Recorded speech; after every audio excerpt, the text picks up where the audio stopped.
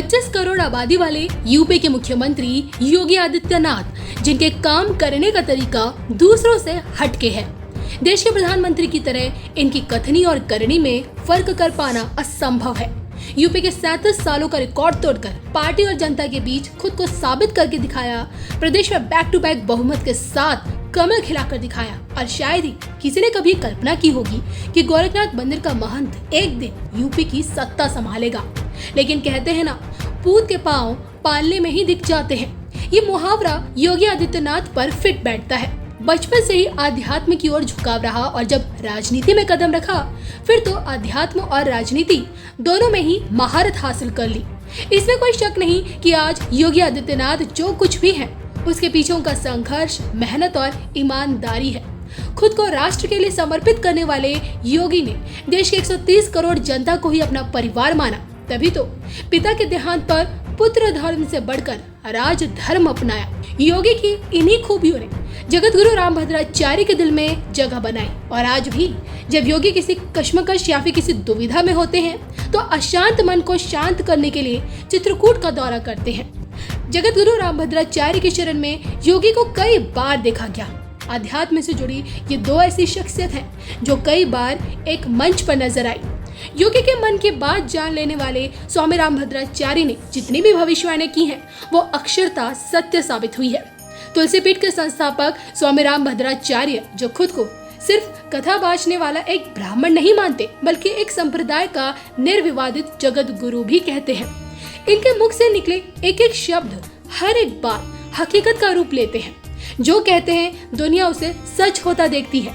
UP की सत्ता पर योगी के फिर से काबिज होने की भविष्यवाणी हो, मोदी के 2 बार प्रधानमंत्री बनने की भविष्यवाणी हो या फिर अयोध्या की धरती पर राम मंदिर बनने की भविष्यवाणी, ऐसी न जाने कितनी राजनीतिक भविष्यवाणियां हैं जो अक्षरता सत्य सिद्ध हुई हैं। इसके अलावा पीओके के घर वापसी का भी साल बता चुके हैं। इस बात की भविष्यवाणी कर चुके हैं कि 24 में ही पीओके की वापसी होगी। फिलहाल तो योगी को लेकर इस बार स्वामी रामभद्राचार्य ने जो कहा उसने हर किसी का दिल छू लिया है। कथा वाचन के दौरान योगी को लेकर जगत गुरु रामभद्राचार्य ये कहते हैं, यदि बीजेपी को भारत पर शासन करना है तो उसे राम जी को प्रणाम करना पड़ेगा।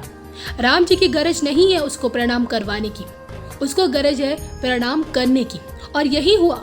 योगी आदित्यनाथ मेरे छोटे भाई हैं। भारत के मुख्यमंत्री योगी आदित्यनाथ का कौन सा परिवार है अपने पिता की मृत्यु में भी नहीं गए और राम लल्ला को गोद में लेकर जब टेंट से बाहर निकाले, मैं उसी समय बोल दिया था कि बेटे तुम फिर मुख्यमंत्री बनोगे और इसलिए मुझे ऐसा तैसा ब्राह्मण ना समझा जाए। मैं सत्यनारायण बांचने वाला ब्राह्मण नहीं हूँ। मैं पहले ब्राह्मण हूँ, फिर साधु हूँ, फिर त्रिदंडी सन्यासी हूँ और फिर एक संप्रदाय का निर्विवादित जगत गुरु हूँ। मैंने पढ़ाई सिर्फ हिंदू वैदिक सनातन संस्कृति की सेवा करने के लिए ही की है और इसलिए सबका साथ, सबका विकास, सबका विश्वास और सबका प्रयास मोदी जी को किसने दिया?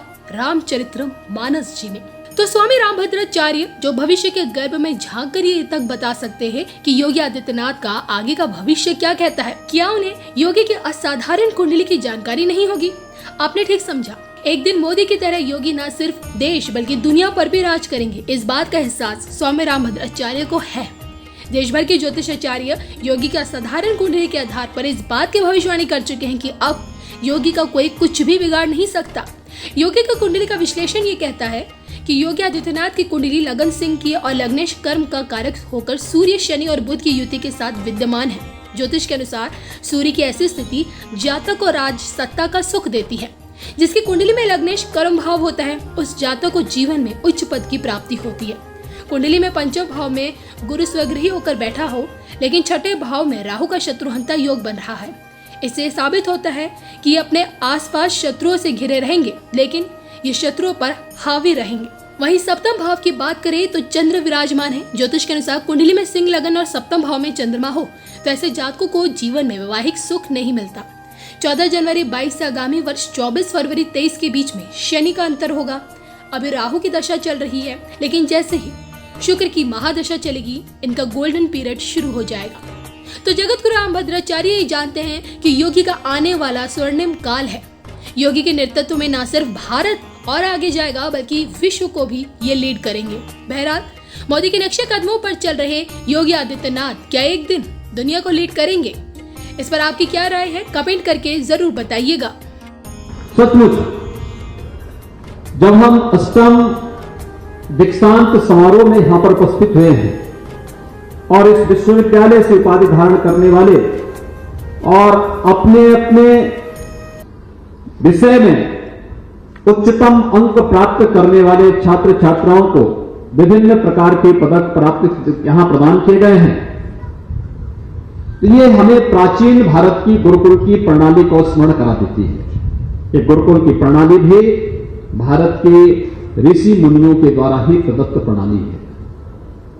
और आज वही दृश्य हम सबको इस चित्रकूट की भूमि पर जगतगुरु रामानंदाचार्य पूज्य स्वामी रामभद्राचार्य जी के कारण देखने को मिल रहा है, और वह भी उन लोगों के लिए जिन्हें समाज उपेक्षित कर देता था, जिनके प्रति समाज का दृष्टिकोण कुछ अलग हो गया था, लेकिन पूज्य स्वामी जी ने अपनी दिव्यांगता के बावजूद कभी भी अपनी प्रगति में दिव्यांगता को आड़े नहीं आने दिया।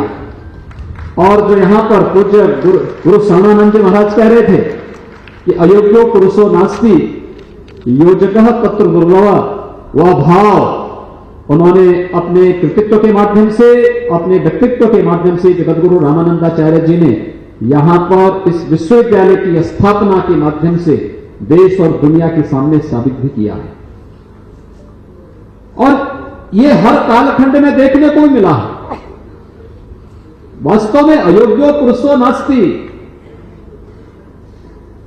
अभी इस समारोह के पूर्व मुझे यहां पर अष्टवक्र सभागार का लोकार्पण करने का भी अवसर प्राप्त हुआ। वह भी भारत के एक महान ऋषि थे। दिव्यांगता व्यक्ति की प्रगति में और उसकी प्रतिभा में कभी आड़े नहीं आती, बशर्ते उसको एक सही योजक मिल जाए। और यह कार्य हर कालखंड में हुआ है, हमने हर बार देखा है। ब्रज क्षेत्र में आप जाइए, सूरदास की रचनाओं से कौन व्यक्ति विभूत नहीं हो पाता है, कौन नहीं जानता है। इसी प्रकार से आपने आधुनिक भारत के, आधुनिक विश्व के प्रख्यात भौतिकविद स्टीफन हॉकिंग के बारे में सुना होगा। दुनिया के रहस्य को, ब्रह्मांड के रहस्य को, यानी अष्टावक्र का एक नया रूप था स्टीफन हॉकिंग। और जन्म से ही वह ऐसी बीमारी से ग्रसित हो गए थे कि जिस बीमारी के कारण न उनको सुनाई देता था, न वो बोल पाते थे, न चल पाते थे। और अगर उन्हें कहीं भी, यानी कोई क्षण उसका ऐसा नहीं था कि जहां पर उनके शरीर में इतना दर्द होता था, इतना पेन होता था कि वे कुछ भी व्यक्त नहीं कर पाते थे। लेकिन कभी उन्होंने हिम्मत नहीं की और ब्रह्मांड के रहस्य के बारे में जितना सटीक जानकारी आधुनिक भौतिक विदों में स्टीफन हॉकिंग ने की है, वो अद्भुत है। और मुझे लगता है दिव्यांग जनों के सामने एक उदाहरण भी है। आज के इस अवसर पर जब यहां पर अष्टम दीक्षांत समारोह का आयोजन यहां पर संपन्न हो रहा है, मैं यहां पर कुलपति महोदय के द्वारा जब यहां पर दीक्षांत उपदेश दिया जा रहा था, उस समय उन्होंने जिन शब्दों का उच्चारण किया था, भारत की गुरुकुल की परंपरा तैत्तिरीय उपनिषद के उन शब्दों को किस रूप में व्यक्त करता है, मुझे लगता है कि भारत की शिक्षा के पूरे के पूरे सार को और उनसे प्राप्त होने वाले संस्कारों को और फिर उससे प्राप्त होने वाले समाज और राष्ट्र को योग्य नागरिकों की एक श्रृंखला को भी हम सबके सामने खड़ा कर देता है।